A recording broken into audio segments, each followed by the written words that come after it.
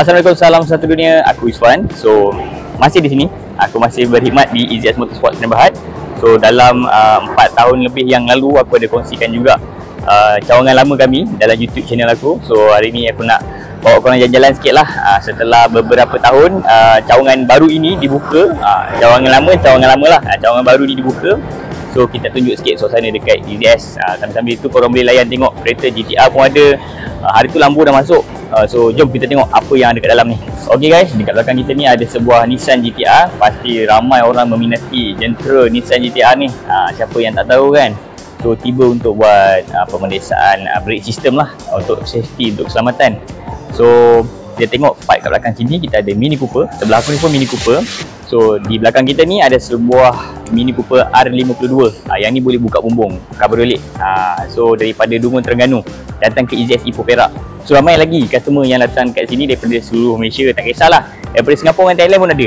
Untuk Mini Cooper lah. Sebab kita EZS ni memang terkenal dengan Mini Cooper asalnya. So seperti korang lihat dekat belakang aku ni pun korang boleh nampak lah, seluas mata memandang memang Mini Cooper lah. Di bahagian dalam pun ada Mini Cooper dan ada model-model yang lain lah. Sebab tu aku cakap asalnya kita memang fokus dekat Mini Cooper. Berita baiklah untuk korang semua sebab kita dah beberapa tahun ni kita open untuk kenderaan lain, BMW, Merc, Porsche, Ferrari. Apa lagi yang tak pernah sampai, Lambo pun dah sampai, Land Rover, Alphard pun ada guys, dan macam-macam lagi. Alright, so kita berada di dalam aku punya office ataupun korang boleh panggil bilik aku. So dekat belakang aku ni aku dah bawakan kursi lipat, kursi malas daripada rumah aku bawa ke tempat kerja aku sekarang ni. Aku nak buat iklan sekejap kepada kawan-kawan kita dekat luar sana yang nak mendapatkan barangan peribadi, barangan elektrik rumah dan peribadi seperti piti air, mesin basuh, aircon, water dispenser secara ansuran. Korang boleh hubungi aku, nombor yang tertera dekat bawah tu. Right. Okey, jom kita tengok bahagian dalam. Bahagian dalam lobby. Kita ada lobby dan juga kita ada kafe sendiri dalam ni. Kalau kita tengok bahagian dalam, aku tunjuk bahagian tepi lah. Daripada tepi ni korang boleh nampak ke dalam.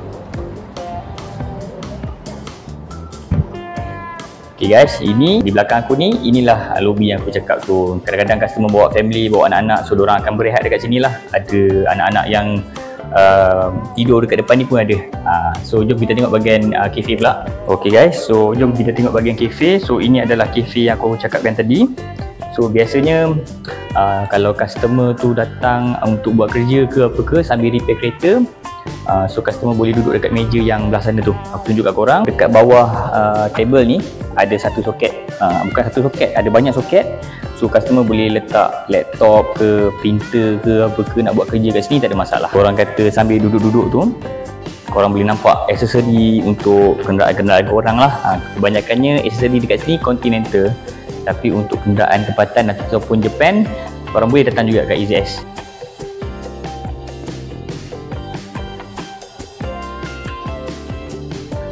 So dekat belakang kita ni, ini adalah bahagian office dekat EZS Motorsport.